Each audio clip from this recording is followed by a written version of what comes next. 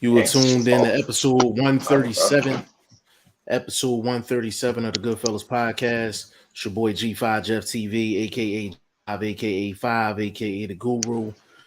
Got a big bro with me, got my main man, BoxingFirstVlog, aka the General, aka Blunt, aka Blunt Bayless, aka Mr. 1K. What's going on, big bro?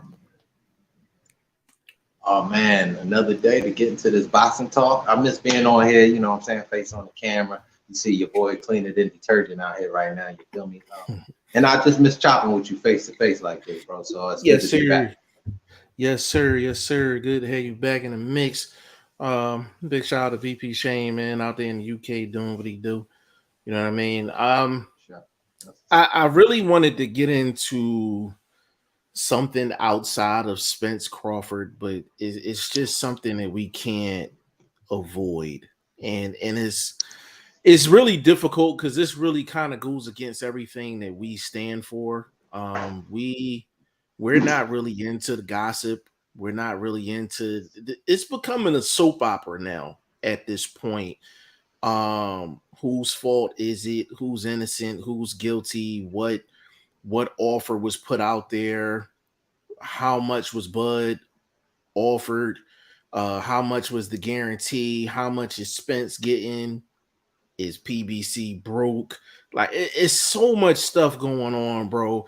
I haven't had to talk. And for the people that's listening, this is the first time Vlog and I are actually talking Spence Crawford like in depth, like right now in front of the camera. So this is gonna be like truly authentic.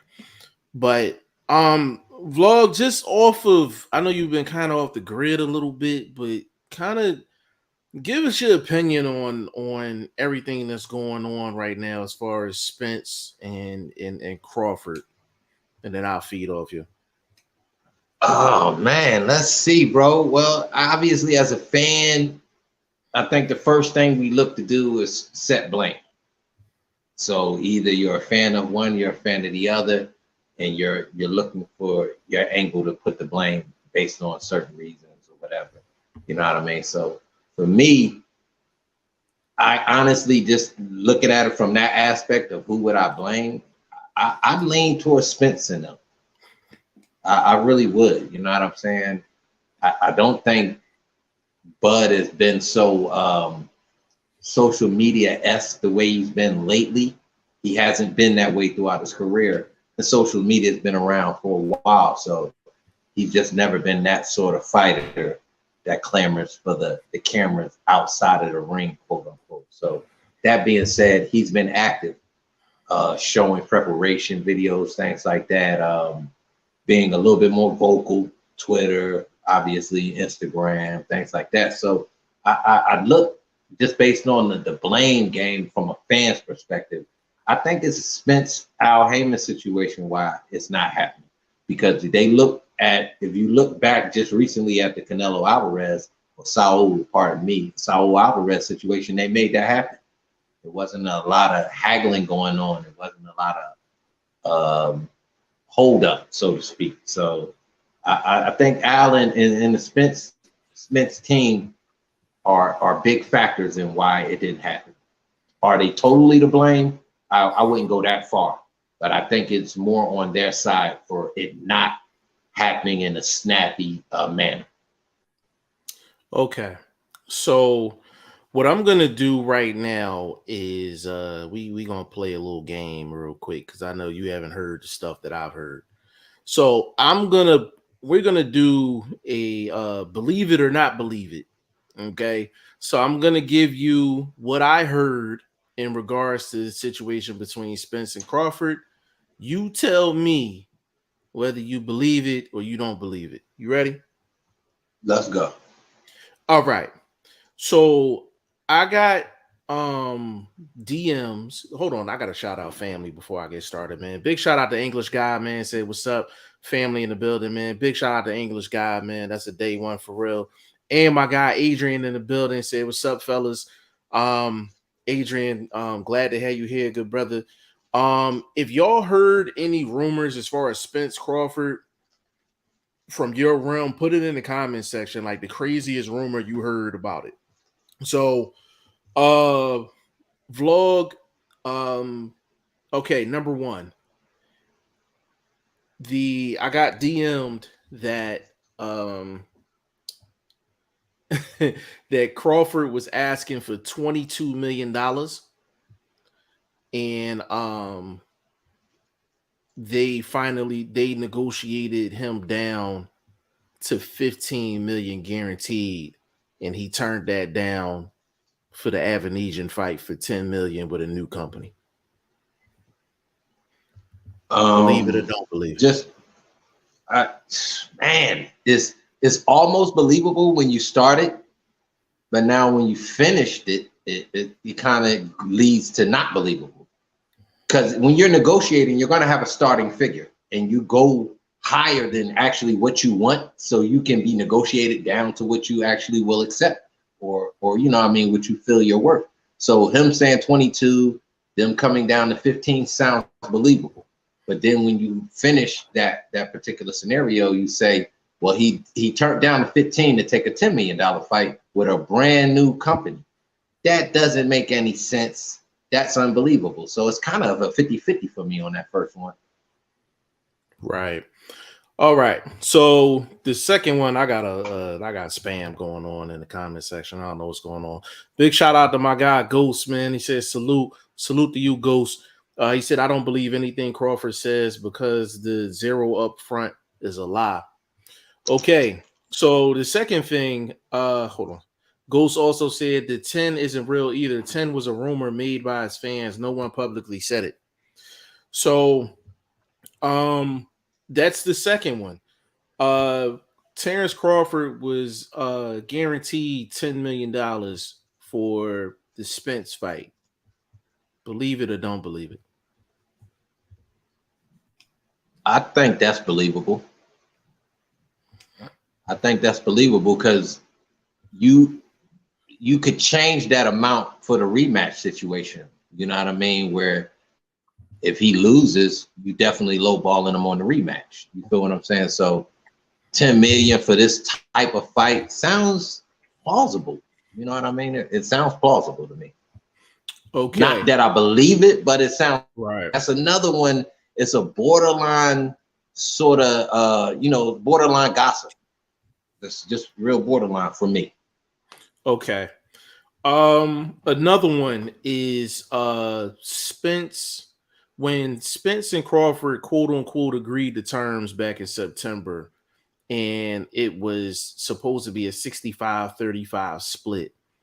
They stated that the 35%, Bud was not guaranteed a number at all. It was just 35% of the pot after the bills get paid. And that's the reason why Bud asked to have access to the books and see what expenses going out and things like that. Believable or not believable? I'm not gonna lie to you, bro. I kind of believe that, because for them, a contract like that makes sense because it puts Bud on the hot seat to really promote the fight.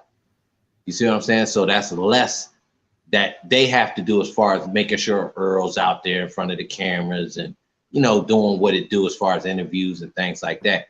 They can really let Earl concentrate, on camp action and things like that. So I think that's kind of the most believable out of the three so far.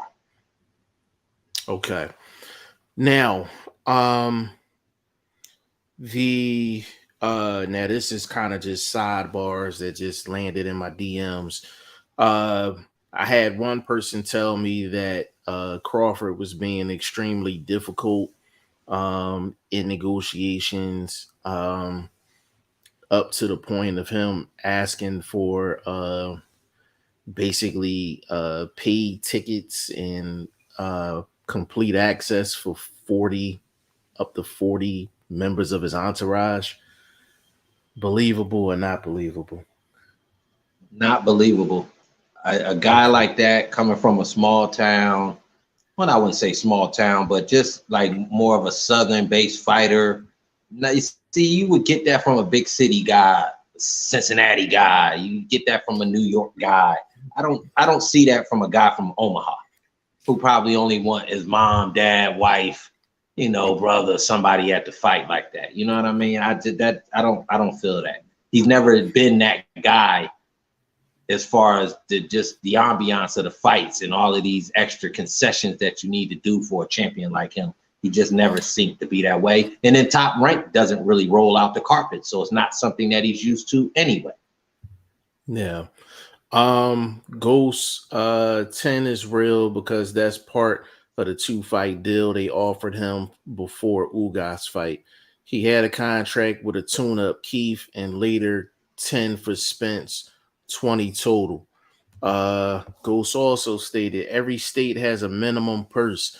The promoter legally cannot offer him zero guarantee, and expenses thing is part of the Ali Act. He never needed to ask.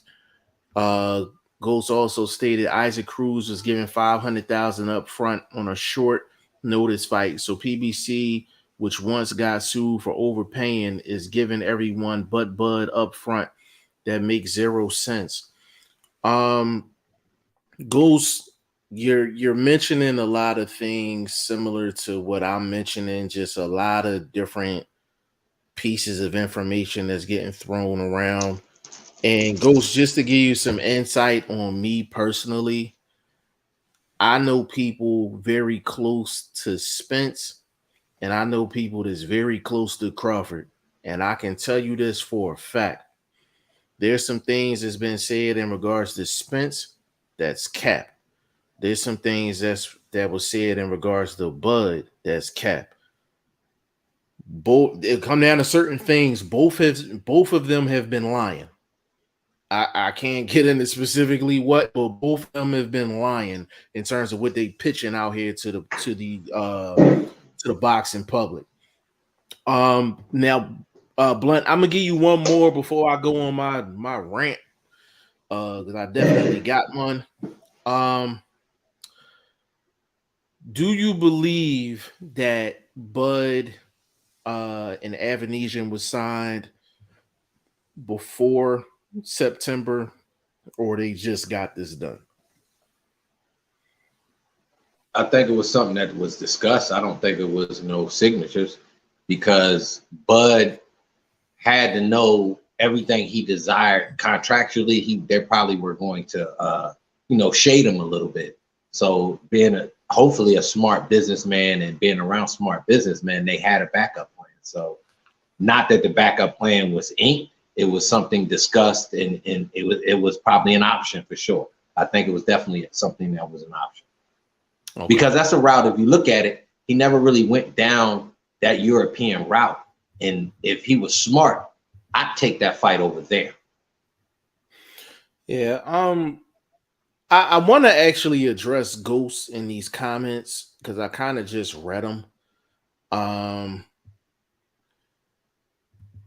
Let me see which one I want to get at first. So he said 10 is real because that's part of the 2-fight deal they offered him before the Ugas fight. He had a contract with a tune-up, Keith, and later 10 for Spence, 20. Okay, so let me just read the rest of them. I'm gonna get at everything all at once. And he says every state has a minimum purse. The promoter legally cannot offer him zero guarantee, and expenses thing is part of the Ali Act. He never needed to ask. So Ghost, I'm gonna assume that you're like you got like maybe like 2 toes in the inside of boxing, like truly like inside the sport of boxing, like deep in the streets. I'm gonna say you probably like 2 toes in, and I'm gonna tell you why I say that. And it's not a disrespectful thing neither. You know what I'm saying? You mentioned the Ali Act. If you know the history of Al Haymon, he really doesn't follow the Ali Act. And anybody that's on the inside of boxing knows that, but he's smart enough to get around it to where he can't get sued. But in reality, He doesn't pay attention to the Ali Act. That's number one. Number two, every state has a minimum purse. Um, bro, correct me if I'm wrong. Bivol went a long time without getting paid for his fight against Canelo Alvarez. Am I correct? Yeah, from what things were being said, and that's by his team, by him. That was by Direct his quotes team. coming from them. So right. Yeah, that's I don't know if that's a true statement from Ghost. Yeah. So and there's about 3 or 4 other fighters. So you got Don King's guys, Daniel Dubois. He didn't get paid for his fight for a minute neither. Let me say this. How would you know what a minimum is? Because fight levels change. Some fights are bigger than the others. So that's what I want to get into. So there you go. Yeah. The thing about it, you said every state has a minimum purse. Every state requires some type of financial statement for the event, along with other things like having a like proper medical team at the facility, insurances, things like that. Like that falls right in line with that. You know what I'm saying? But every state requires something to be reported. But Ghost, if you're inside the sport of boxing and it sounds like you get, like I said, it sounds like you 2 toes in. They may report, let's just say it's Nevada. They may report to the Nevada State Athletic Commission that Blunt is gonna fight Shane, and Blunt is only gonna make $1,000. When we all know Blunt about to make 300-400K. So you see that all the time with Al Haymon. He reports false numbers all the time. Bob Arum reports false numbers all the time, and they do it for a variety of reasons. How they distribute the money, tax purposes. There's a lot of reasons why they are inaccurate with that number. So this statement right here, I hope you come back with something like to kind of clean that one up, because a lot of that statement is just not reality. You know what I mean? Like it's not reality. It may read like that legally, but it's not reality. Like they don't operate like that. Like the big boys don't operate like that. And you can ask anybody that's inside the sport of boxing, they don't operate like this comment. Every state has a minimum purse. The promoter legally cannot offer him zero guarantee, and expenses thing is part of the Ali Act. He never needed to ask. Bro, it's the word of the law and what actually happens, bro. But we can cook. I don't know how often you're on here, bro, but I have no problem cooking up with you off camera if you need some specifics, but I'll definitely give it to you. My guy, Conrad in the building, man, said evening boxing. Big shout out to you. Go said, oh, for sure, King. I know people around Spence in the situation too, and I know what you're saying to be 100% true. That's why I'm only speaking on PBC, as the 2 teams are lying about things. Yeah, it's a lot of it's becoming soap opera ish. You know what I mean? And we usually don't operate. Let me ask you a question. Operate like that. Huh? Yes, sir. Let me ask you a question. Do you think this sort of fiasco is almost reverse promotion? So when the fight happens, yes, it'll still do numbers. Yes, bro. See, this is why, you know what I'm saying. This is what I'm saying. Listen, this, for as great as this fight was, a lot of people were saying this fight was only going to do like 400,000, 500,000. It's so much buzz and talk going on with this fight. If and when this joint goes down, they probably sold maybe an extra 200,000-300,000 pay-per-view buys just off of this bullshit. Just off of this bullshit. This is definitely promotion for sure. And I'm gonna get into that in a second. And I'm glad you mentioned that. Conrad, he said, it's me, baby. It's you, baby. That's what I'm talking about. I am so disappointed that we don't see Crawford Spence at their peak. It's one of the best and most important fights of this generation. Now, Conrad, if it happens in 2023, you're gonna get them at the tail end of their peak. You're gonna get them at the tail end of their peak. But it gotta happen like before like June 2023. They're in their prime. Don't get it twisted. They're in their prime, but both of them I are would on the say back end of their prime. I would say 2024 is pushing it. We got a 2-year window. You pushing it now. Anytime midsummer, early fall, I think you still good to get the best of what each other has to offer. I don't, and you got to look at it. Neither one of them has had that true wear and tear. So you talking about guys 10-year vets that's kind of had a little bit of up and downs and been in some wars. They haven't really had that. So I think Spence does though. Outside Spence does though outside the ring though. He's had the harder fights physically, I would say, especially if you look at the Ugas situation. That was a harder fight physically. I ain't talking about boxing. I'm talking about outside the ring. All his physical. Oh well, yeah. See, yeah. That's why. But again, I can't hold that against him because he's looked good since those accidents. Yeah, he has the reason I say that is because you don't ever really escape that type of an accident. Like you can still look good in a fight, but you know how the body works. Like, you know. Yeah. The makes and pains is there. Oh, for sure. For sure. Yeah, definitely. Yeah. That's a fact, bro. Goose said Bivol was eventually paid. He wasn't being paid due to sanctions, which came after he signed the fight. See, that's what I'm saying, Goose. So technically, if you want to look at the Ali Act and the law, it's illegal for you to hold somebody's purse unless they were suspended for something. Now, yeah, there were sanctions, but it's illegal for them to hold. It's illegal for them to hold his purse. You know what I'm saying? It's illegal for them to hold his purse. Ghost said Daniel Dubois had a purse too. The purse wasn't paid, which is why Daniel Dubois seek legal action and sue Don King. Having a minimum purse and not paying the purse is two different things. So that's true. But even with Dubois, right? So this is kind of a little twist to what your statement is. So Daniel Dubois was guaranteed a number, right? He was guaranteed a number. And the thing is, Don King sold some of the rights. He sold the rights to Daniel Dubois' promoter. So basically, the only thing Don King really had to do was actually just pay people. But the reason I noticed, give them the minimum.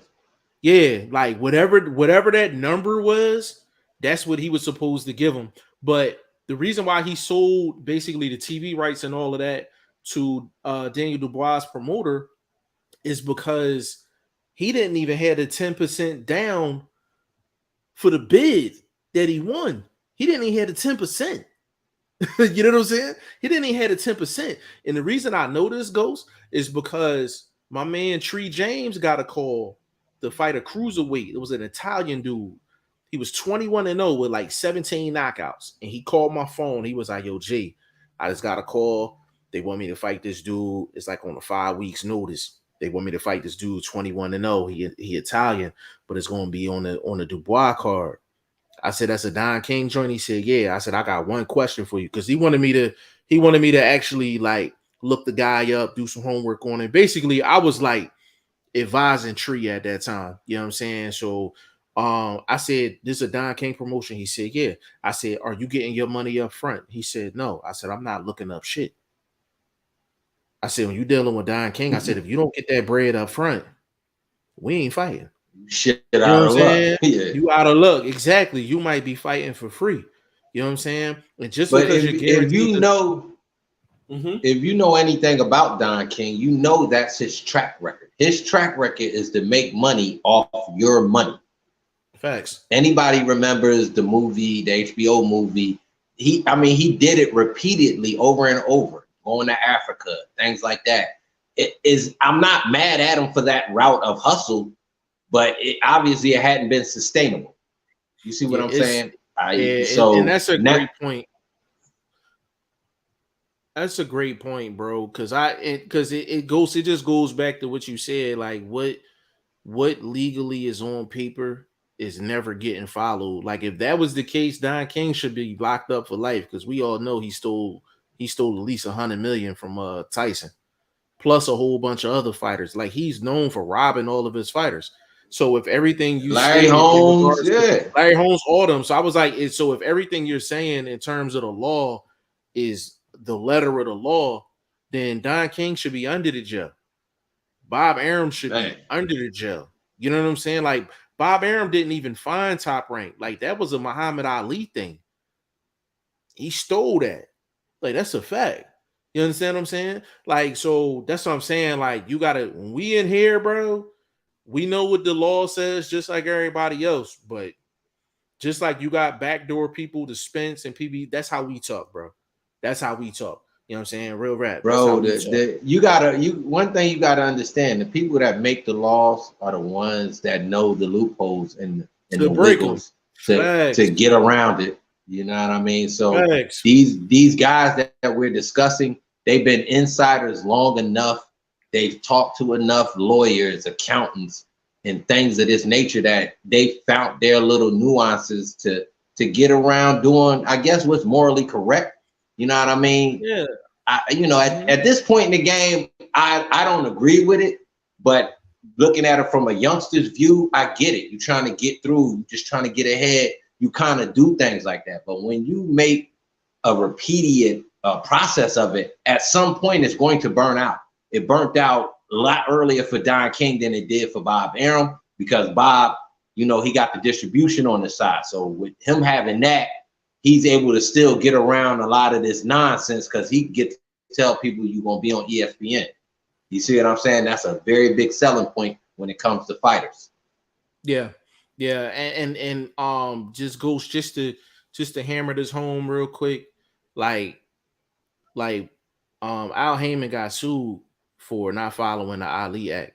Like he basically ran through, like he works around the Ali Act because he gets a different promoter or he has a set promoter to promote all of his fights, but he's the one pulling all the strings. Yeah, the Ali Act is an Ali Act, but I'm like, in reality, he's breaking it. You know what I mean? Like, take the money aspect. Waddell and Reed, like he blew almost $1 billion. Like that case is still in litigation right now. That has nothing to do with the letter of the law. Like these guys have law degrees and all of that from Harvard and all that. Like these are sharp dudes. Like you don't get to this level and you don't know what every loophole is, man. Like, so go ahead, bro. I'm still with you, bro. I'm Okay. gonna talk to my girl. Okay, go ahead. Goose, he said reporting false numbers or finding ways around it is different to the legalities of things Crawford accused the PBC of. Agreed. I want to say I think what you're talking about, I'm thinking the same thing. And yeah, like, but that happens all the time though. Like I don't like to say reporting false numbers. I mean, technically it is, but I like to call it inflation. Like, you know what I'm saying? Like if PBC puts on a fight and they only get 30, let's just say the venue holds like 8,000 and they only sold 4,000 tickets. Like they will literally give out tickets for free just to pack the house to make it look like it's a packed house. Like that's inflation. That's not, reporting false numbers. Technically, you did have 7,000 to 8,000 in the building, but you gave out the majority of them tickets. So you see a lot of that in boxing. That's not just a Haymon thing or PBC thing. Like you see that all the time, bro. Like with pay-per-view numbers, all that, bro. He said what I was trying to say and what you interpreted it to be aren't the same thing. I 100% off camera chop it up with you and clear it up. I don't want to hold up the convo and the show. You cooking. Oh, hey, bro, man. You listen, man. You cooking right along with us. You know what I'm saying? Keep cooking, King. I'm listening. You speaking a lot of truth. Bro, let me say this real quick.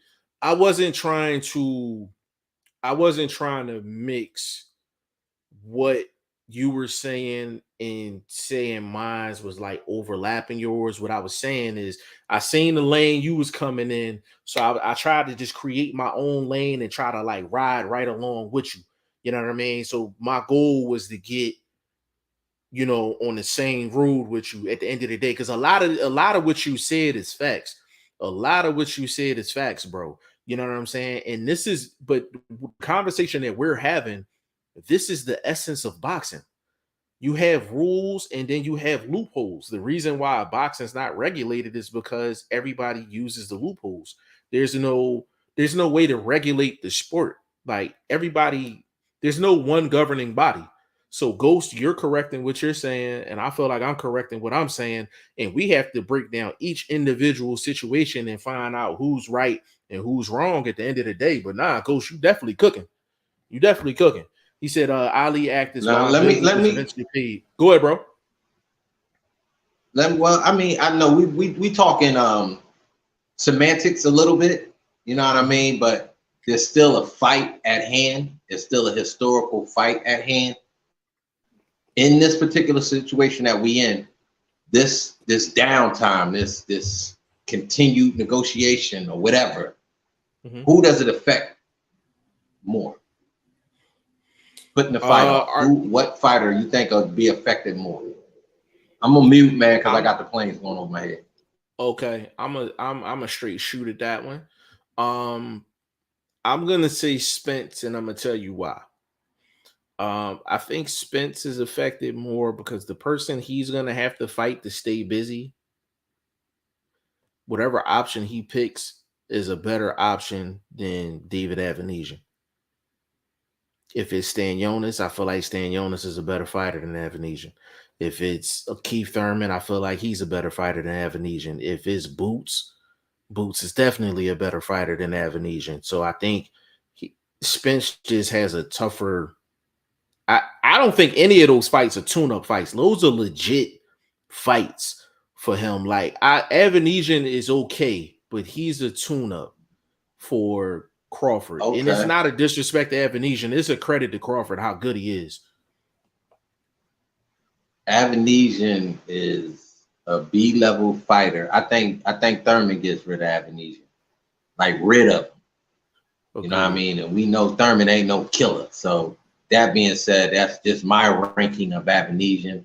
To me, that's a good business move, international name. We know the wave that, you know, the folks in the UK been on with boxing. They actually been a big part of holding boxing together through the pandemic, you know what I mean, with those cards they was putting on, Babbage and fighters like that. I think they kept a lot of the hardcore's eyes glued on the sport. So big shout out to them and what they doing. And obviously we know Canelo went that route and got a bag. You know, he followed the Beatles, you know what I mean, international, you know what I mean, world tour. So that being said, it's not a bad move for Bud to take an international name like that. A guy that's got his own claim to fame, I would think and believe, you know what I mean? His name's kind of been ringing the bells for a few years in the division, you know what I mean? So that being said, it's not a bad move. Cupcake fight compared to everybody you mentioned as far as Spence is concerned. So that leads me to my next question. Y'all gonna have to excuse these jets going over my head if y'all if it's bothering. I apologize. That being said, what fight do you believe he will take? And that being Spence. Okay, so now I asked that. Let me two-part it a little bit. I asked that because now we have two mandatory issues. We have the WBA mandatory situation, and now I'm hearing that Boots and the family to put the paperwork in for the IBF to, you know what I mean, step to their champion and say, look, my God, number one, been number one for a while. You know, what you gonna do? Yeah. So what's your reply to that? Well, quick commercial on that. Big shout out to YSM Sports Media, man. Michael Benson actually quoted his interview that he had with Boozy Ennis, where Boozy Ennis revealed that they put in a position with the IBF to try to order that fight with Spence. So you know, whenever you get recognized by the blue check people on Twitter, man, that's a big look. So big shout out to YSM, man. Definitely out here in these streets getting his elbows dirty. You know what I'm saying? So big shout out to him. To answer your question, bro, Stan Jonas will probably get the shot. Because he's probably the one that makes the most sense from a boxing standpoint. He doesn't want to fight Keith Thurman. He doesn't want no parts of Boots. And actually, people forget this, but Stan Jonas actually got paid step aside money for the Spence and Ugas fight to happen. And he took the interim route with Batayev. So he's actually due to fight first over Boots. So I would say Stan Jonas. I would say Stan Jonas. I agree with you. But I agree with you just based on how I rank the belts. Obviously, I believe the WBA has a little bit more full swagger when it comes to that mandatory situation and trying to enforce it with a unified champion. So I think it's just based on the pull of the organization, just having a little bit more clamor, a little bit more steam behind them, their name. And the IBF is respectable, you know what I mean? Love the IBF champions and the guys they've had representing, but just if you rank in the belts, I think they would be, at the bottom of the totem pole. So for that reason, I would say Stan Jonas for me personally. Okay. And it might be an easier fight because Stan Jonas is a guy that really only brings the jab to the table. If you can, dust that jab to the side or not let that jab be so effective, I think you can really get off on Stan Jonas. I don't know what was happening with my dude Batayev. I mean, Budabayev, man, he was tripping that night, bro. His combination game was terrible. I'm like, bro, you kind of throwing one punch at a time. Like you were looking for that single shot, and that's not what you've been doing. Like, so I was confused about his fight plan that night. You know what gym drill I know Batayev don't do?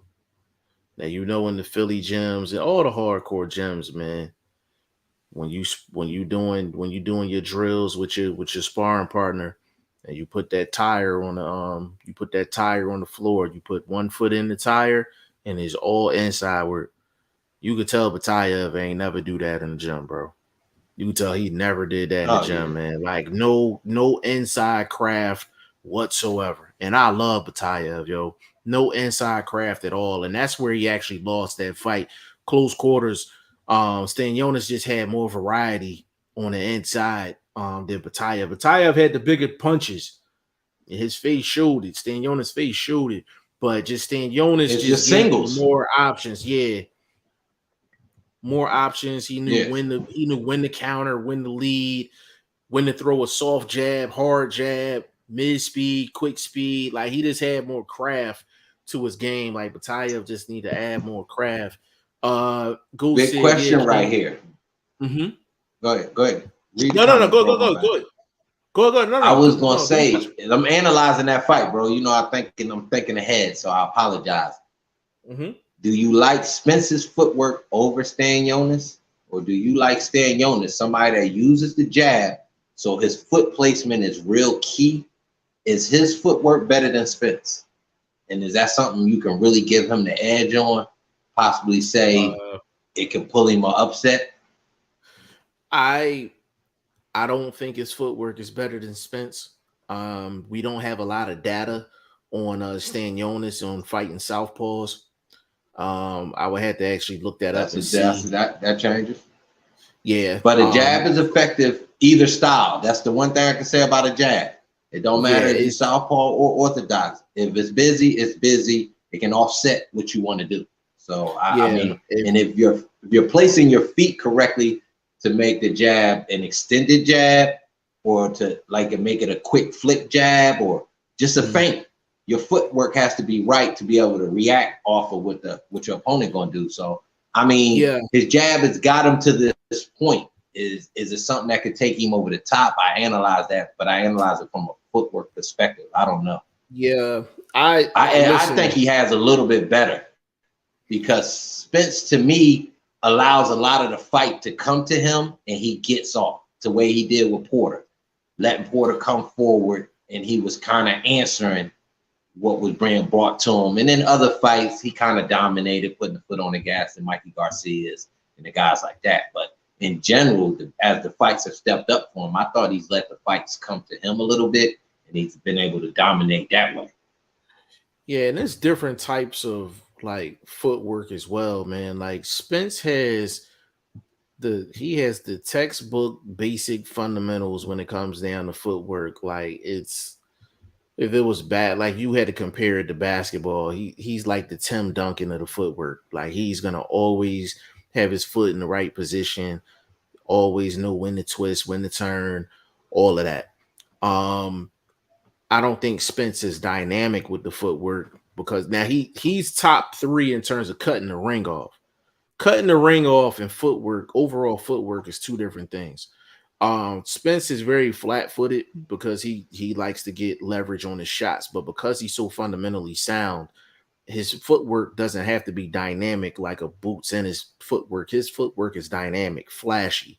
Spence's is not dynamic, flashy. I think Stanionis' footwork in this fight is going to be the key to whether he's extremely competitive, borderline, I can pull an upset, or he's getting blown out because he's just too small.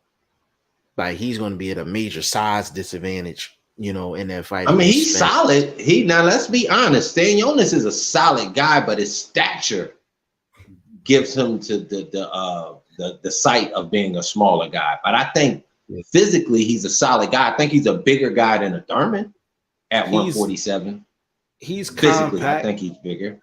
Yeah, I would say they're definitely comparable. They're definitely comparable.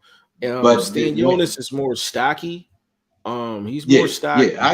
So he looks, he looks smaller to Spence because Spence has that same size with a taller frame. And people don't realize being a bigger guy with above average footwork allows him to be able to cut that ring off even better. Because we know, like Jeff said, his footwork isn't blazing great, but his size and being good at moving his feet helps him be able to cut that ring off because he was on Mikey ass. He was on Garcia. But these guys have never been the most fleet foot guys or box from the outside guys. But still, being other solid big time boxers, they were getting stalked real easy in them fights. So you know what I mean? I mean, I respect his footwork. I don't know. I think the jabber, the more aggressive guy, footwork wise, is concentrating a little bit more. I think Spencer's footwork just comes with whatever position in the fight that he's in. So he is not something he concentrates on. I think Stanionis, like you said, he's going to have to concentrate on that, making sure his foot's not too far in front of him where he can't slide and get out of range. You see what I'm saying? So it's a tricky fight to break down, bro. Yeah, he can't fight Spence like before Batayev. Like Batayev looked way bigger than Stanionis. He looked way bigger than Stanionis in that fight. And it's because of what you said. It's stature plus the height. Batayev was taller than Stanionis and he's stocky. So he just looked way bigger than Stanionis. So Spence is going to look hella big compared to Stanionis. Ghost, he said, King is a weird dude.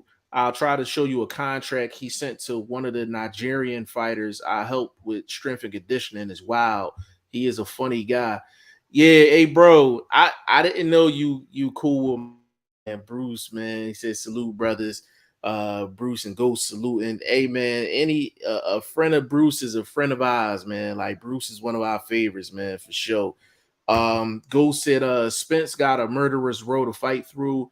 That plus the weight cut and the miles he has already he got the harder path to walk once again, and it's not guaranteed he will come out unified. Agreed. That's why when Vlog asked the question earlier, like who has more pressure on him because of this delay, is definitely Spence. Like Spencer had to go through the gauntlet. Like if he was to handle all of his mandatory responsibilities and fight Bud, that means he would have to fight Stanionis, Boots, and Bud. That's beyond a gauntlet. Like that's crazy. There's no way he's coming out 3-0. Like there's no way he's coming out 3-0 if he going back to back to back. Hell no, he not coming out. Let's be honest. Let's be honest, bro. Can we be honest as fans and pundits of boxing?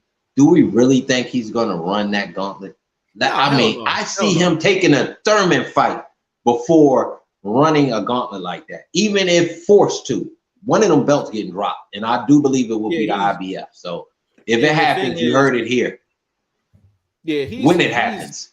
Yeah, he's in a real tight spot, but nah, Ghost, like, he's not gonna run that gauntlet. But if he was to run that gauntlet, he would be a complete G for that shit.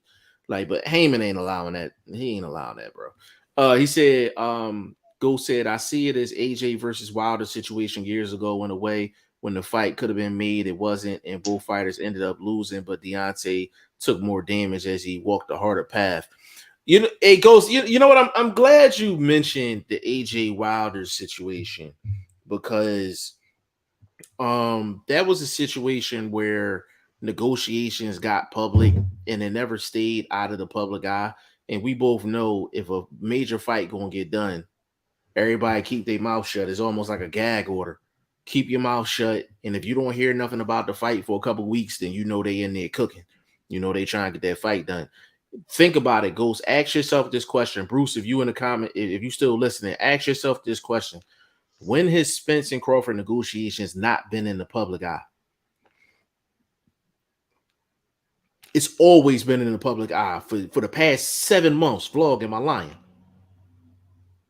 It's been, I mean, we've been talking about the fight for a couple of years, but as it got closer to supposedly negotiations, I mean, it's been nonstop. I know we've talked about it on the live at least 3 times in the last, what, 2 to 3 months, easy. Facts. We brought it up in conversation. So yeah, it's just something that I think it's the historical aspect of it, and it's the greatness of each fighter right now. Like when Manny bounced back from his losses and went on that run to kind of get himself back in that limelight and put himself back on that pound for pound list. It was time for the fight with Mayweather. But we had another 1.5 years, almost 2 years before we actually seen the fight. And let's just say neither guy was at their best. I mean, Manny accuracy was the worst I had seen from a high level fighter in a while, where accuracy was so bad that you threw your own shoulder out. Yeah, I definitely think he hurt his shoulder in that fight. Yeah, for missing. Yeah, he thought his shoulder was hurt before the fight, but he definitely hurt it more during the fight. Because he was trying to get full extension on the shots, and it hurts to miss. Yeah. Swinging that air is a terrible thing. Absolutely. Yeah. And I just got to kind of this, as far as this Spence Buzz situation, it's kind of like whose fault is it and all this and all that. I just want to put a couple random just questions out there, and y'all just think about them just as I go. The one rumor about the $22 million and they settled on 15. I'm gonna tell you the problem that I have with that rumor, Vlog. Do you honestly see Al Haymon paying 15 million or in between 15 to 22 million for a one-off? During this whole negotiation, some right? Credit. Hold up. Yeah, hold up. Let me get at you real quick. I don't believe that's not an impossible thought to say he settled on 15, because Al's looking at it like a 2-fight situation. And maybe, again, that was part of the acceptance of the 15, with maybe the second fight being a $7 million fight, champ or no champ. You see what I'm saying? So I don't know if that would have been plausible to Bud to take such a hit contractually before the event even went off. So again, it just originally, without adding a rematch in it, it don't sound plausible now. But if you add the rematch sort of clause in that $15 million number, it sounds plausible. Because again, the fights usually do better on the rematch. The numbers of fights usually grow on the rematch, depending on obviously results of the first fight. You see what I'm saying? But in this one, we suspect a clash of styles. We suspect a clash of greatness. And if it's like a fight that we need to see some overtime, here's the rematch. You see what I'm saying? So I think it could do better numbers. You probably lowball them on the second fight and you really clean up. and he could be the champ in that situation. I don't know. You know what I mean? And like I said, when you broke that question down originally, it sounds plausible at the beginning, and then the end, it kind of tailed off where you kind of shrug your shoulders like, nah, I don't kind of believe that. You know what I'm saying? Well, and I say that because of the history of Al Haymon and how he operates. He usually don't do one-offs. He just did a one-off. He just did a one-off for $40 million. Bro, you're gonna bring up the cash cow with the sport. That's the only exception. Again, if you compare the numbers, let me finish. Yeah. If you compare the numbers, it's reasonable. I'm not saying Bud is Canelo, but for what Bud is bringing to the table, he's bringing history to the table. The same way Canelo kind of was bringing history to the table. But in this situation, Al has the fighter that can achieve that history. In the first one, he didn't. So he just wanted to give Saul what he wanted to get there. They made whatever, I'm sure they made at least, I'd say they profited 18 to 20 million easy off of whatever they invested between both fighters. Their comeback easily was 18 to 20. So you winning. Yeah, but it's Canelo though. Like, so again, see, that's where I disagree with you, bro. Bud is not chopped liver, bro. Bud is known as pound for pound best fighter consistently, at least in the top 3 consistently since coming out of 140. So let me. I'm gonna meet you in the middle of the street. Yeah. I mean, you don't have to agree with me, bro. No. I'm not. No. It ain't even. It ain't even about that. So everything you just said, right? Now, outside of Canelo and outside of Fury for the Wilder fight, what other fighter do you know that Al Haymon is giving a one-off to? Let me say this. Are we in a situation where there could be a new trend? You see what I'm saying? Like the precedent had to be set. No, but the precedents are that's what I'm saying. Precedents are set at different times through the course of somebody's, let's just say, career. You know what I mean? You set a precedent to do something different throughout a camp, or you know what I mean? You know what I mean? You do little different things that not change your norm, but add something to the norm. So Al's a promoter. It's normal for him to promote. Promoting from within hasn't created the super fight. So Al had to look across the street, go find a name. And again, I think he finds himself in that situation where that name to create this super fight isn't in my den. So I might have to really not bend the knee, but not be quick to push the paper back across the table without even looking at it. You see what I'm saying? You know how you write it down and I'm with you.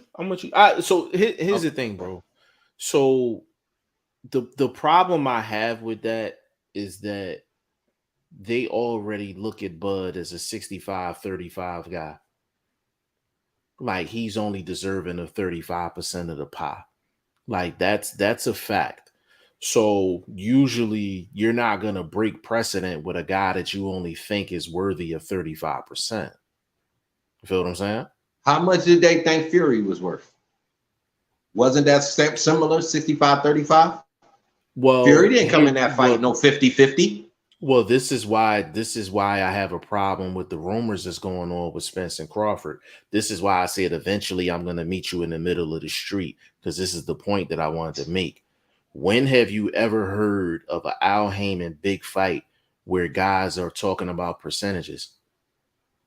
You don't ever hear that. You always hear a guaranteed number, correct? Let me say this about when we get together.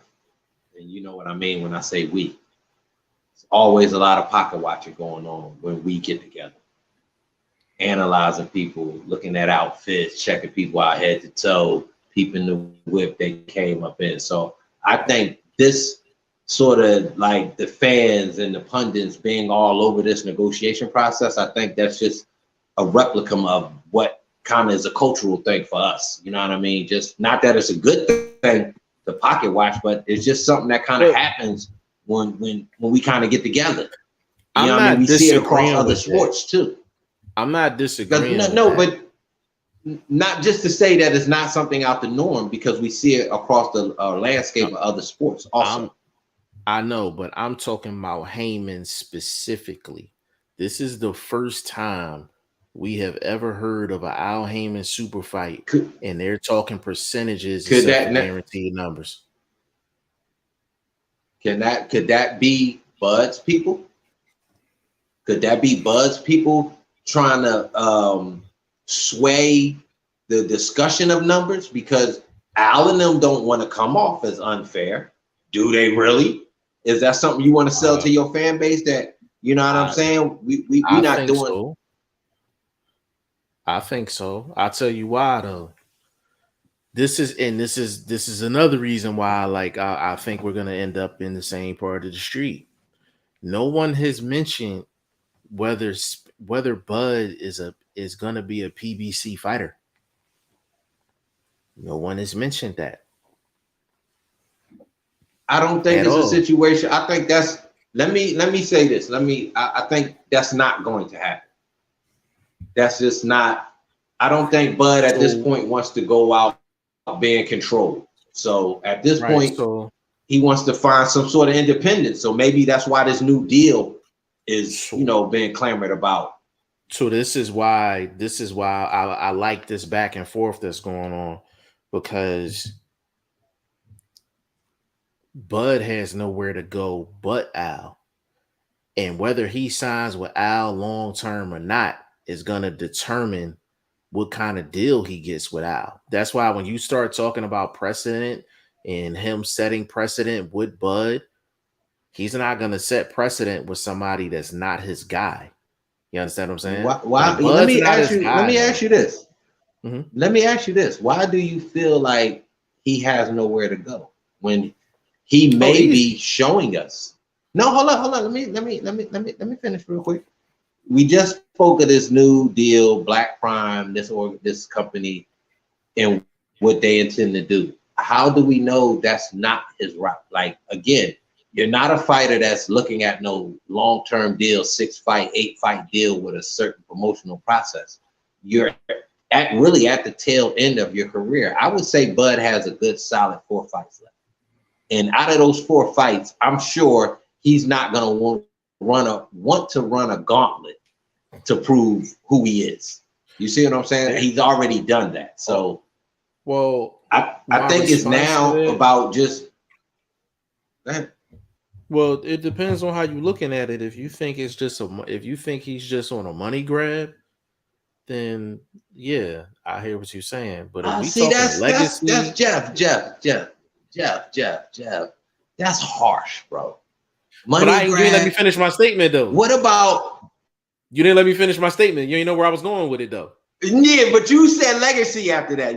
I said you said legacy. I didn't. But you said legacy. I didn't get the whole thing off though. But just how it sounded. Money grab sound like it's not deserving. Let me finish. So my bad. Anything legacy. So if Bud wants the legacy fights, he gotta go through Al to get it, because he controls everything at 47 and 54. Now let's take your scenario. Let's just say he got like 4 fights left. He not trying to run through the gauntlet. There's not 4 legit fighters at 47 and 54 that he can fight that's not affiliated with Al that people would respect. Now, we'll find out about that right there. That last part, I believe we'll find out with this Adoniason situation, as far as numbers and whatever their income was after the fact. You know what I mean? But I think God bless, bro. I think Bud needs to stand his ground, bro. Each side needs to regress a little bit, because you can't be so firm in concrete that you can't move yourself. You want to be able to move. You want to be able to have a sense of balance, bro. Like, I get it. There's an A side when it comes to the financial negotiations. There's somebody originally with the offer, somebody originally with the home base of this particular event. That would be PBC Al Spence. He got all the belts, majority of the belts. Mm-hmm. Bud, on the other hand, never had the super fight on Top Rank, never achieved the financial goal. So in this negotiation process, I think he just wants to be paid his worth. And maybe everybody don't agree on that. I agree. But that does not make it untrue. You see what I'm saying? No, he's definitely negotiating his worth. And the reason why I'm giving Bud a pass in some of these rumors and things like that, and I really don't like comparing Terrence Crawford to really any other person that's been in negotiations with Al and Adrian. I'm gonna get to your comment in a minute. Is because essentially Terrence Crawford is really like negotiating the rest of his career, to be honest with you. Whether he signs on with Al or for his independence, he's negotiating the rest of his career. So I'm gonna explain both points. So if he decides to do something long term with Al, he has to set how many fights, he has to set his minimum purse, how he's getting his money, because anybody that knows PBC, like a lot of times, you know, those fighters are getting paid in installments. Like, he wasn't used to that with Top Rank. That's something else for him to negotiate. Also from an independent standpoint, let's just say he does a one-off. He does a one-off with the rematch. What he negotiates in regards to his guaranteed number is going to set the market in terms of when he negotiates independently. Let's just say he wants to go over, all right, let me go see what Virgil Ortiz and them talking about. You know what I'm saying? Like, really, outside of Virgil Ortiz, I can't even think of anybody else. Can I say this? Mm-hmm. He may have done that if the second offer is true, if the second setup is true. I think he gave us a real base to go off of when it came to Al. Now, that base being $10 million, let's just say it's $10 million, it would have to go up. Why? Because of the circumstances of this particular fight. This is not just me fighting Keith Thurman. That's a $10 million fight to me on PBC. Him going to PBC pay-per-view situation for the WBO welterweight title, that's a $10 million fight for Bud as a champion. Now, flip side, if you're coming with that $10 million base, $15 million sounds reasonable as a cap to be like, okay, I don't think I can push them further than this. So obviously I'm gonna come through the door higher. 20, 22, probably pushing it, probably went 18 or something like that. He get them back down to 15, 14 and a half, whatever. That's where he's able to feel comfortable saying, okay, I'm not losing whether I lose or not. You see what I'm saying? So that being said, I think those original numbers, part of that original question, the scenario you gave us, I think that makes sense and that's very believable, because we only are going based on what these specific numbers for this Avenesian event are being told to us. So I can only go off the information that I'm given. So that's why I find 15 reasonable. And then again, you compare it to what Saul got at 40, cash cow, mega guy. Okay, Bud's, he's off. He's not off the page. He's not off the plate. He's just at the outer edge. You know what I mean? He's still on the plate with the rest of these big name guys. He's just not in the center with Saul or who else. I would say Spence right now with the run he's been on with pay-per-view, Tank, those sort of guys. He might not be there yet, but he's there with his recognition and people knowing who he is. So is a certain amount due to him based on that and what he's bringing to the table. He's bringing history, bro. Come on now. Wow. A few $1 million shouldn't shade you off of making that deal. I think it had to been concessions. It had to been total control of promotion, the way they wanted to make him run. I think a lot of the nuances made it not happen. I don't really think it's the hardcore heart of the numbers. Well, that's what I'm saying. Like, let me get the Adrian comments real quick. He said, you offer Canelo 40, you getting that and more. Agreed. Chris G, my boxing son in the building. He said Al Haymon rarely lets his fighters cross the street. Marcus Brown and Wilder are the only ones I can think of. He let Charles Martin cross the street back when he fought AJ. Danny Jacobs, he let Danny Jacobs cross the street. It's a good amount of guys that Al Haymon actually let cross the street. It's just a lot of the times they're not the marquee names. It's secondary guys that he'll let go across the street. So if this Areola fight's supposed to go down, Areola's going to go across the street to fight AJ. You know what I mean? So answer me this: would he send a guy like Thurman across the street? Just real quick. Would you think he'd send Thurman to a Virgil Ortiz? Because Virgil needs that name. He's been piling some decent names up. If he had a belt, I would say yeah. If he had one of the 4 belts, obviously, I would say yeah. No, he don't belt. Yeah, right. That's the only way I would see that happening. I mean, I think that's still a super fight, though. I ain't gonna lie. I think that's still a super fight. That's a pay-per-view fight. That's a great fight. Pay-per-view fight in my estimation. Because Thurman's been giving us a good product. Just not his name, the product he's given us. Thurman, since he cut his hair and things like that. I think it's been a decent product. Thurman, the most exciting fighter is the flawed fighter. You know what I mean? And that's throughout boxing history. The most exciting fighter is the flawed fighter.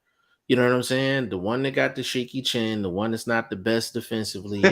Those guys are the ones that are most entertaining. Like, you know what I'm saying? Like Keith Thurman, because you never know. One of those dudes you never know. Like you walk into the ring, you never know what you're gonna get. And he's a flawed fighter. He's a very good flawed fighter, but he's a flawed fighter. You know what I'm saying? So I think that I guess my problem with the Spence Crawford thing, bro, is the rumors are some of the rumors sound absolutely outrageous. Some of them sound believable. Some of them make absolutely no sense. But a lot of the rumors, like, just don't sound like a Haymon negotiation. Like, I think that's the problem I have with a lot of this, because it's just Bud. This has been going on for like 8 months. This has been going on for 8 months. So I'm like, yo, you could definitely say the negotiations has been on and off. I think for a while, I think Al Haymon was like, yo, this is my number, take it or leave it. I think Bud was like, yo, this is my number, take it or leave it. And I think they probably went a couple months and they probably didn't even talk, bro. They probably didn't even talk. Like, you know what I mean? And I think just at one point they just came together and they tried to make it happen. But it just, all of these stories, like, so take Bud wanted 22 million, but they came down that they negotiated it down to 15. Me knowing how Al Haymon operates, I'm like, yo, Al Haymon's definitely, if he has to give up that type of money, and we're not talking like a Canelo type guy or like something like that, he's gonna want a multi-fight deal. Like, that's just how he plays. That's how he thinks. Because a lot of people don't like to admit it, but I'm like, Aram, like Al and Aram operate a lot alike. Like, there's some things that they're just not doing, and there's some things that they're definitely doing. Like, they never, the only difference between the two is that Al Haymon holds on to his guys long term more than Bob. Eventually you can get away from Bob. Al, you ain't getting away from Al. And that's the difference between the two. You know what I'm saying? So let's get past all that, bro. And at this point in his career, bro, I don't think Bud's going for that. I don't think he's going for that. Not getting away from Al. Like, that so right there is such a turn off. But that's the thing. When I hear that, of course, I got the people. Hold on, let me finish. When I hear that from you, and if I would have heard that through the grapevine, through my camp, I'm definitely on the phone on the other end got my folks looking for that next guy. That's for sure, bro. Because if I go to court to not to get this other promoter to do me just, I'm not going to turn around and give myself to another guy who's subject to do me unjust the same way I just came out of a situation. You see what I'm saying? So and then I'm sure he can look across the landscape and see these guys, quote unquote, haven't got these mega fights like that. You know what I mean? He's been able to put some decent fights together with this in-house camp, but those guys between themselves haven't made that mega fight to me. And I don't think he can pass this situation up as a boxing promoter. I'm sure he can feel like it because he has a stable. He's got, you know, the top guys at 147, but none of those fights are a mega fight. And that's not even, and you know, I got all the love in the world for Boots, but I got to be honest, that's not a mega fight because Boots doesn't have that market. And that's, you know, I got to, you know, condemn my city for that. We've never really been big on being front line supporting our fighters. We keep their names in our mouths because why they from the city? We from the city. So we, you know what I mean? But we don't put our money where our mouth is a lot of the time. So that being said, bro, I think, you know, that's not a big fight. And this is looking at that. Even Stan Jonas is not a big fight, bro. That's a very true statement. Stan Jonas don't have a base. And that's being like totally honest. Bro, the realest statement you made. Charger. Nah, you good. The realest statement you made in that is that Philly guys keep Boots' name in their mouth, but the money don't add up. There's like, and that's a bigger problem, bigger than the time that we have for this show. But Philly's never been a place where you can get the homegrown guy. And we haven't had the homegrown guy since, I'm talking like homegrown. You can see them all the time in the city in terms of fights. We ain't see that since like the Blue Horizon days. You know what I mean? I'm talking big level fights, big level fighters. We're talking when the Blue Horizon was still up. Like those were the times when guys was regularly fighting in Philly. Like nobody's going, like boxing has never been in the Wells Fargo Center. Like boxing was in the Leah Corus Center, but no J Rock Williams was featured on that, but J Rock Williams is not the pulse of the city. You know what I'm saying? Even when he was champion, he wasn't the pulse of the city. So Boots never got the opportunity. He's been at the 2300, but he hasn't been at a Leah Chorus. Like, you should be able to put Boots and a Cool Boy Steph on the same card and sell that thing out. It's not even a guarantee that's a sellout. And Leah Chorus holds what, 10? Leah Chorus holds maybe 10? Maybe. You know what I'm saying? And that's on Temple's campus. And this, right on. And you had Shakur do that in Newark. And Newark is one of the poorest cities in the country. And he had 10 show up. So yeah, that's not saying that's not saying anything good about the city. Absolutely. And we got millions of people in that city. Right. Bro, and so, it's like, it's no way Boots and Cool Boy Steph should not be selling out the Leah Chorus Center.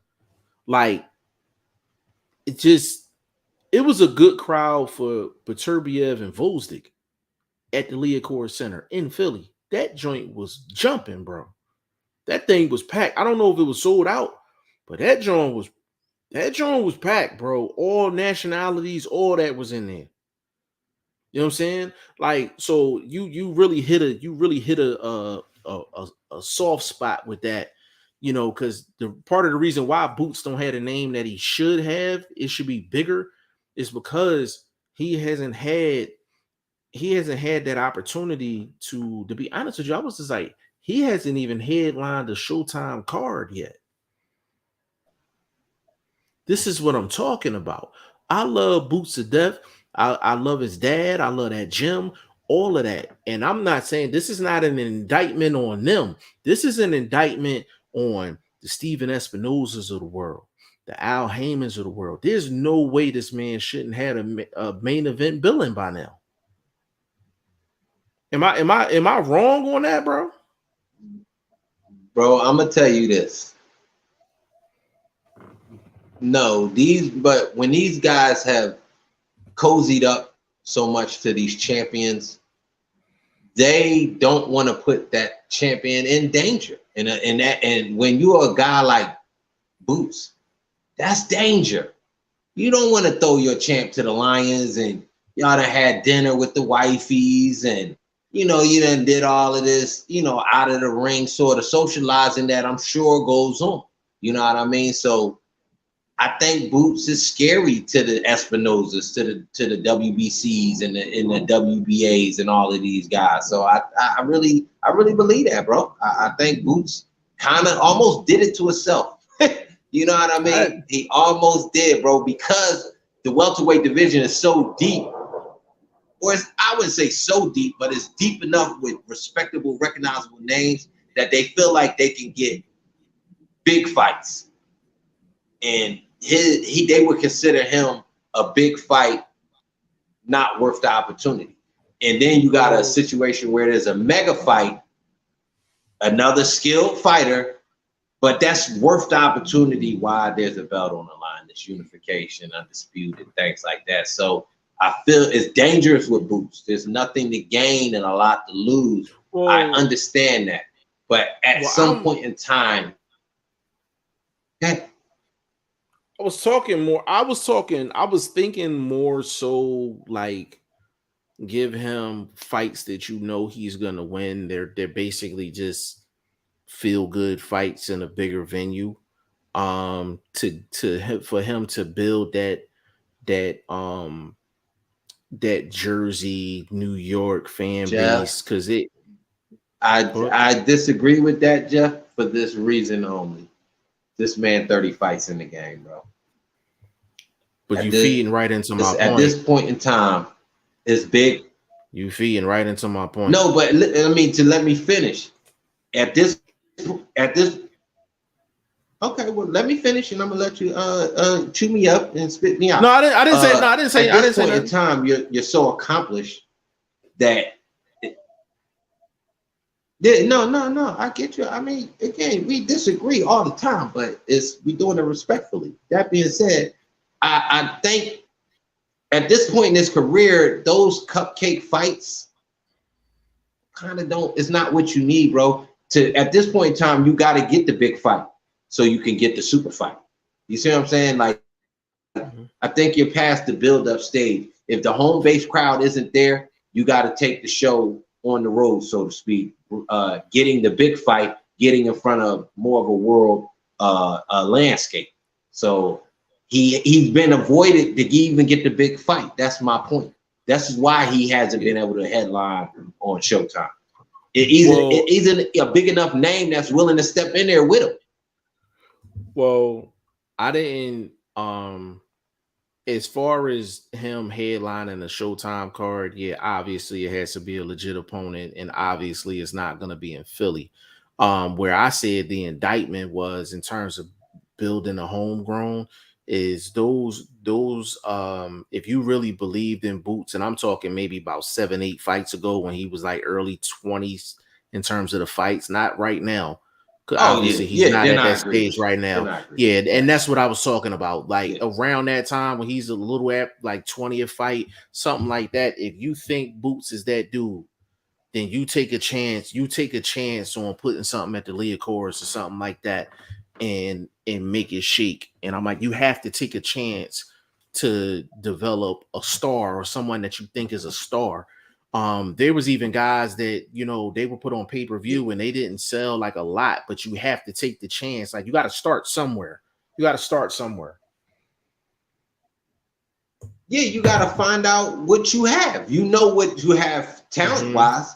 Now you got to find out what you have promotional-wise. Is this guy's name ringing bells? I mean, he got one of the best nicknames in sports. So that being said, bro, it's hella easy ways to market this dude. His ring entrances, you know what I mean? He's not too over the top, but he's eye-catching, you know what I mean? So it's a lot of positive things with Boots that would have made it easier.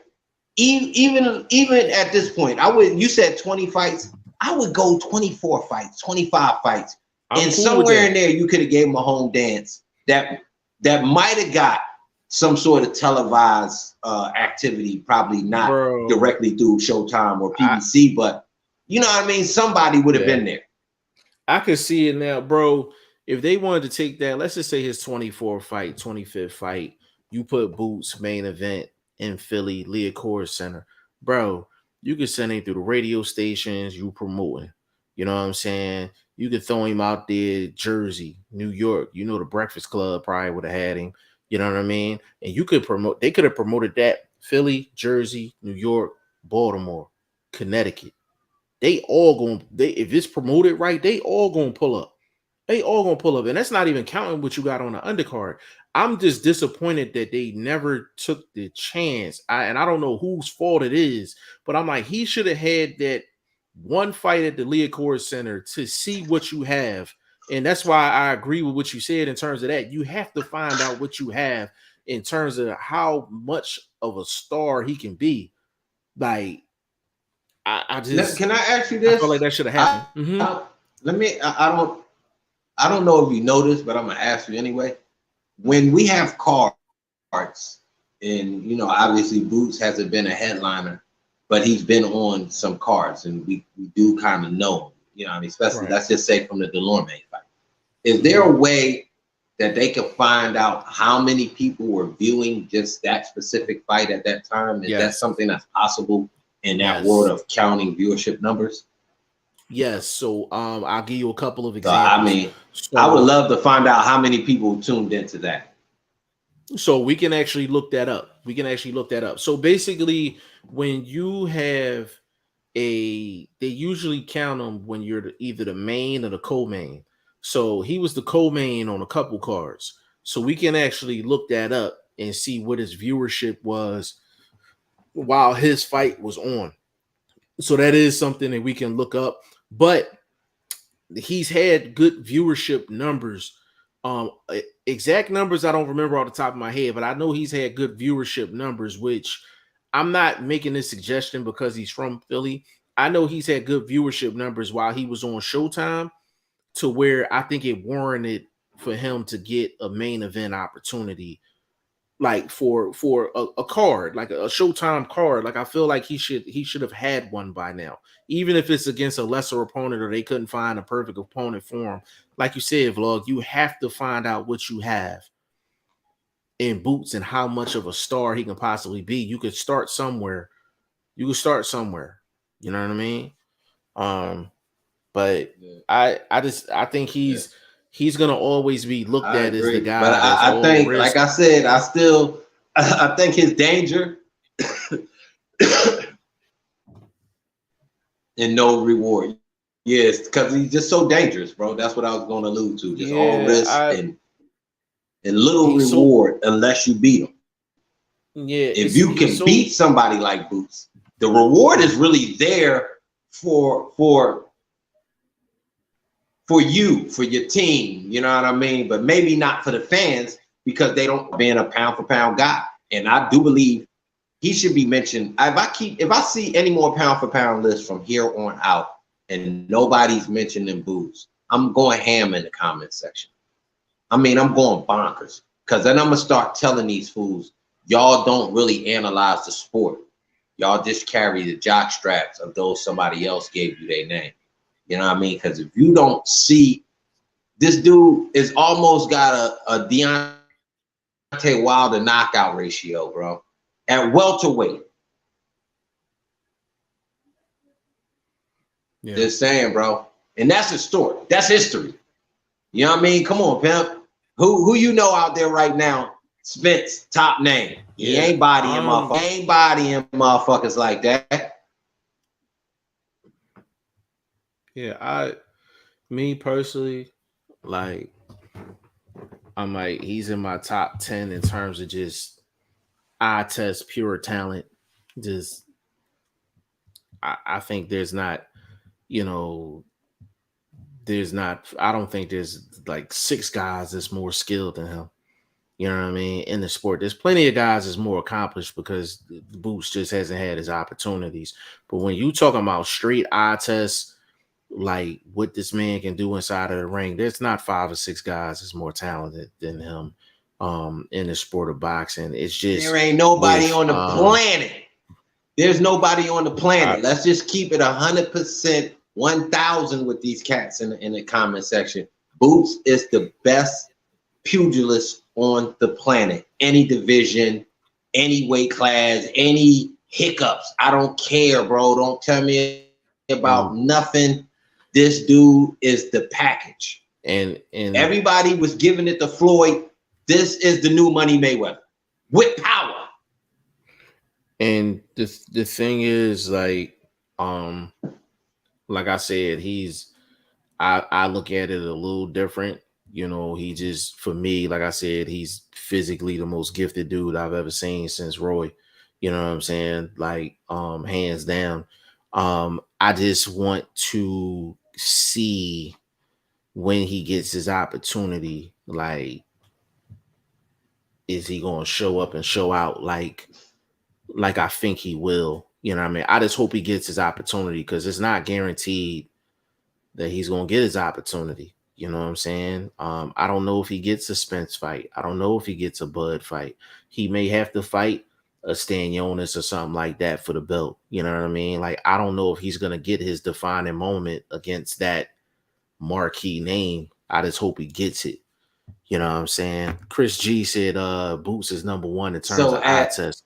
I agree. Boots is number 1 as far as bro, the resume, man. Ain't none of these champions got the knockout ratio this dude got, bro. Well, that's the thing. And he's not. How is that not sellable? No, it's very sellable. How is that not marketable? That is what everybody loves. Like, they love the long ball. They just terrible at what they doing because he's so scary. They don't want that guy getting knocked out. That's the fucking problem. Well, stop hating. Well, that's the thing. Tell your dude to get out the game if he ain't ready for this work. Well, that's the thing. I don't think is like I don't think it's hate. I just honestly think just when you that skilled, like, you're gonna have to force your opportunity. And that's why he had to do the petition for the IBF. Like, he's forcing his opportunity. But Spence know what it is, because he had to force his opportunity with Kell Brook. Like, this is Boots is Earl Spence on the come up years ago.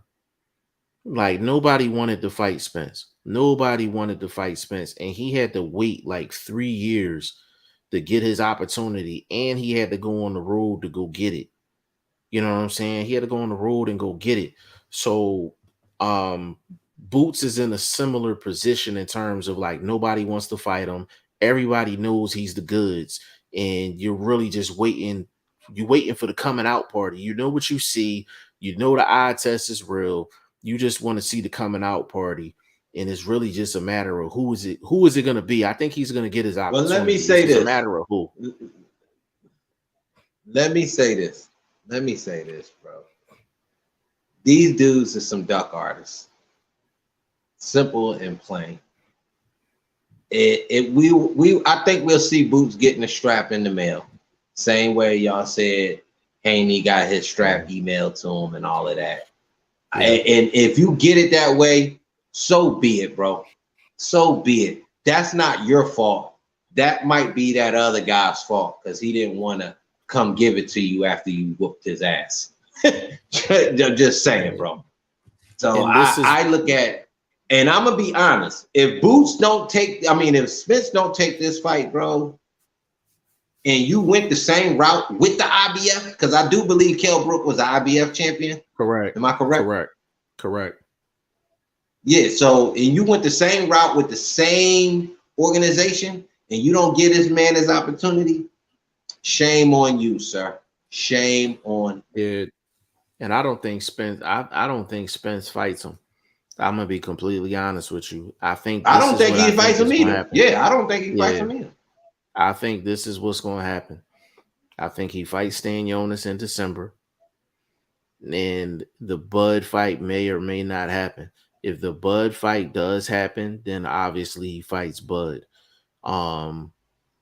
And I don't believe in the rematch, to be honest with you.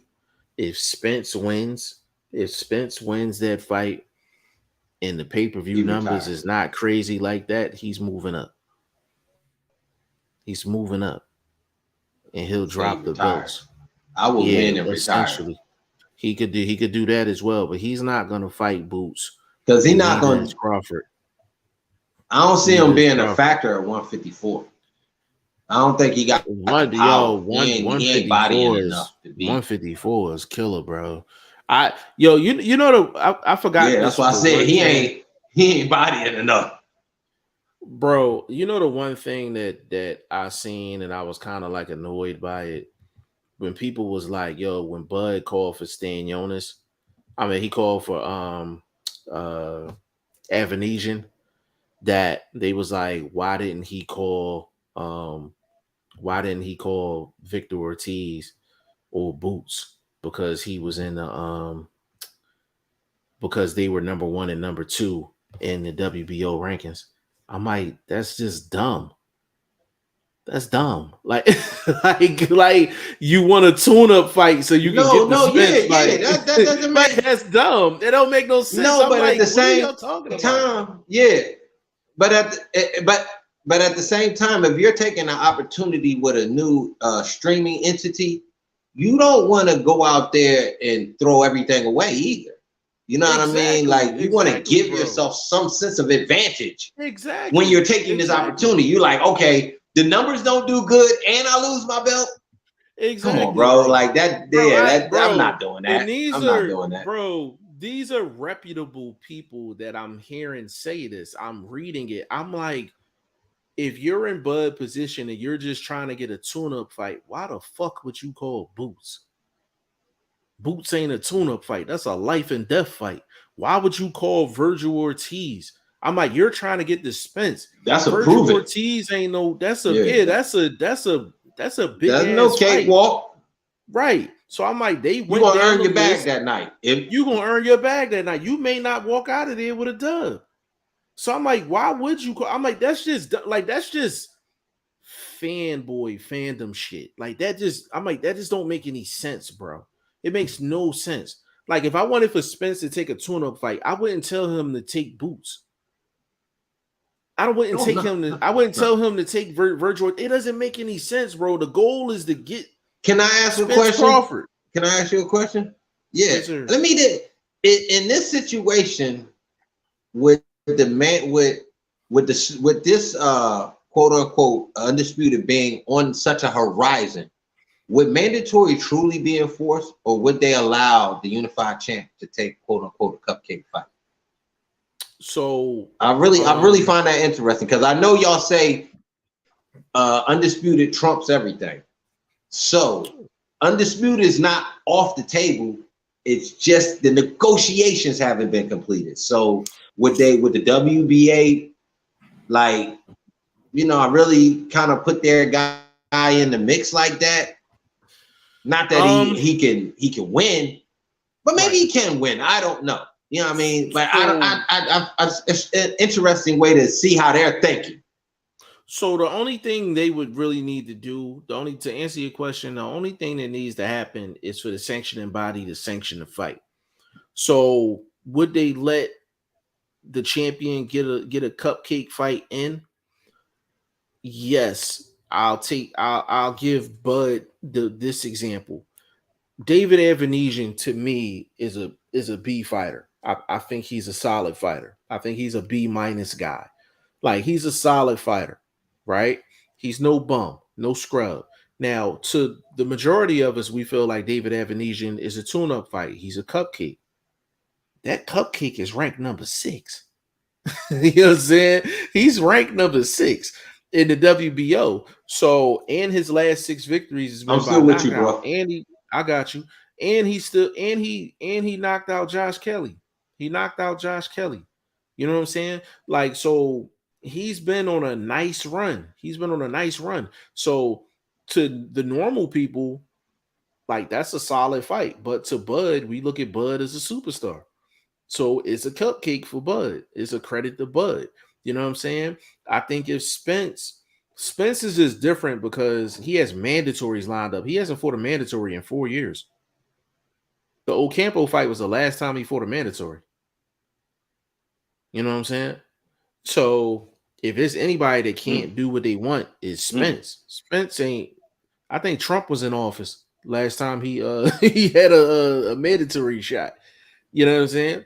But that's you now. But do me a solid. Do me a solid. So on bottom line, you believe they will allow it? To me, that's to Spence. That's really a simple question. No, it's a simple question, but it just depends on who you're talking about. If it's Spence, the answer is no because he has mandatories due. If it's Crawford, the answer is yes because he just fought Porter. He just fought Porter, who was I think like number 2 in the rankings or number 1 in the rankings, and he's fighting a guy that's number 6. Plus, they want that sanctioning fee for that unification fight. So it depends on who, but it's a very simple question. Like it just depends on who you're talking about.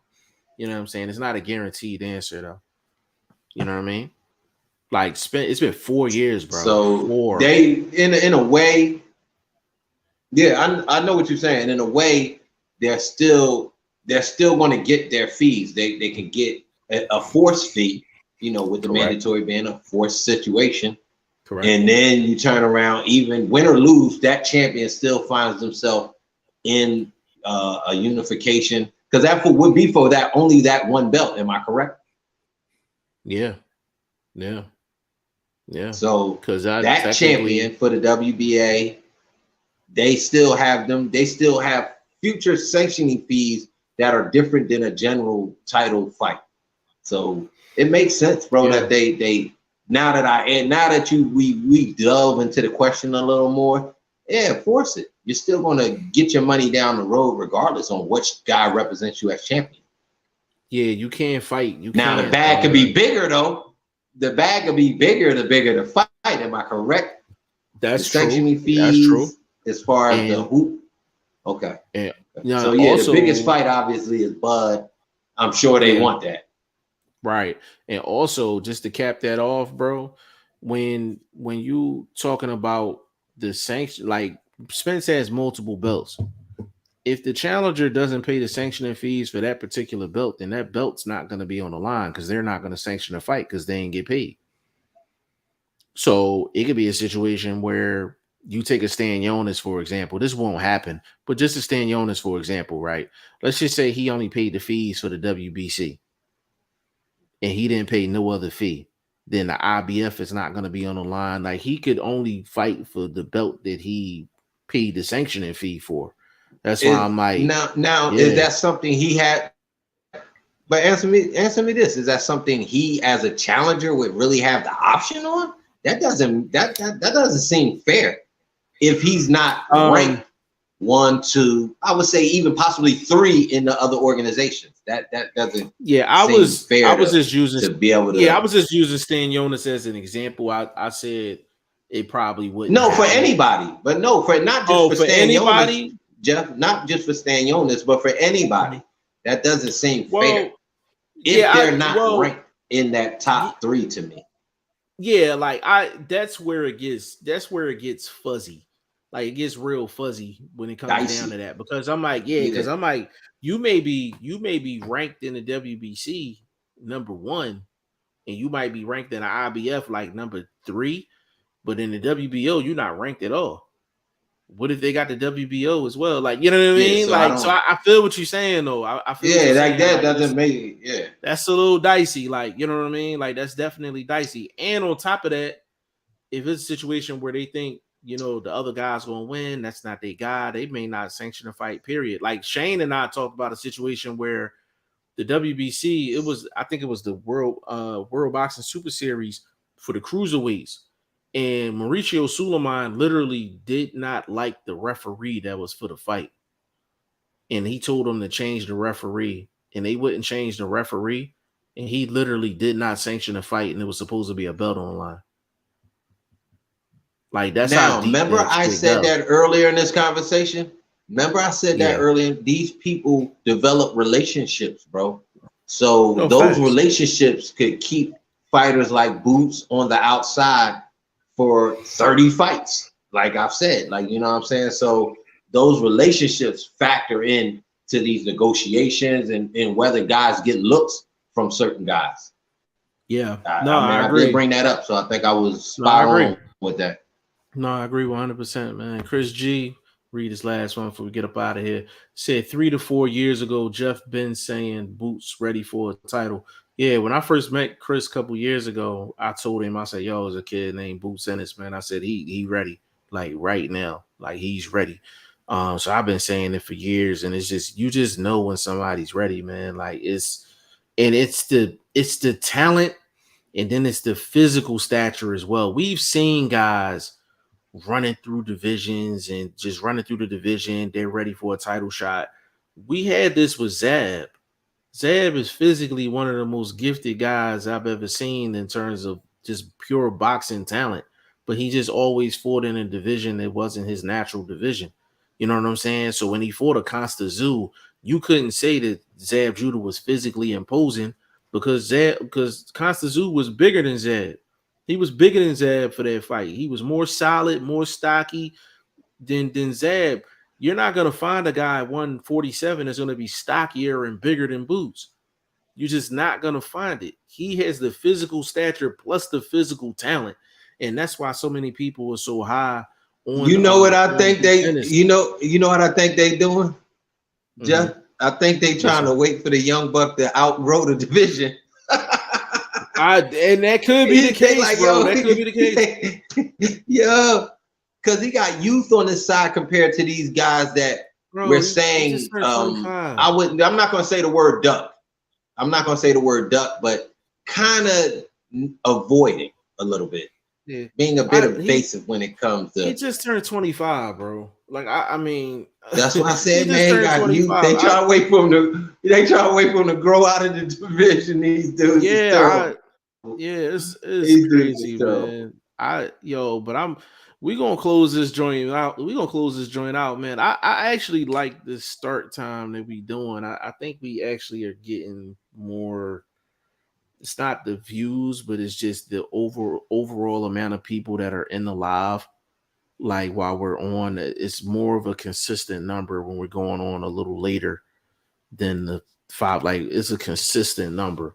So we're gonna have to definitely talk about that going forward. But yeah, you know what the schedule is, bro. I'm in this program right now. Sure. You know, that's why I'm all suited and booted and everything. You know, your boy's still trying to level up, even as an OG. You never stop dream chasing. You feel me? So y'all do the same in y'all lives.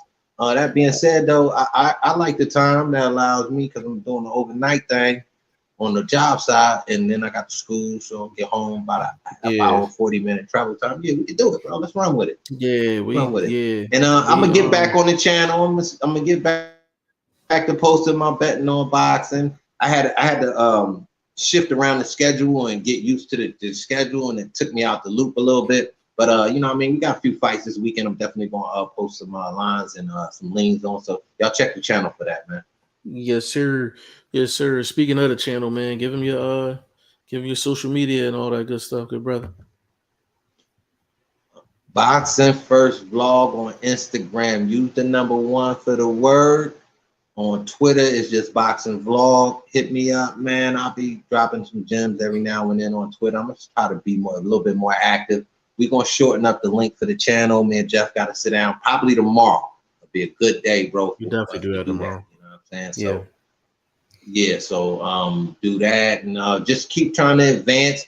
We're still looking for some folks to, get some support on the website. So me and my guy and Shane can possibly get back to dropping some articles because I know we busy, but I'm sure we can eke out 20 minutes, 30 minutes here or there to drop our thoughts on paper and, upload it for you guys. So that being said, though, man, that's just all I really wanted to say. Yes, sir. Y'all can find me all over the place, man. Facebook, Instagram, Twitter, G5 Jeff TV, man. I did I recorded like 6 regular videos and I had to like trash them all because the information changed. Like, you know what I mean? But we're gonna try to get more active and just I think it's just time for me to just really just start hitting these boxing streets, hitting the gyms and things like that. I just want to bring a little more original content to add on to what we're doing. But just all we can really ask for is for y'all to stick around during the journey. You know what I'm saying? But we definitely gonna improve on what we're doing going forward, man. So big shout out to VP Shane, man. Hope he's doing well. But on behalf of Boxing First Vlog, aka the General, aka Blunt Bayless, aka Mr. 1K, and your boy G5 Jeff TV, man. This was episode 137 of the Goodfellas podcast. We will be back tomorrow around the same time. We're gonna chop it up. See y'all tomorrow.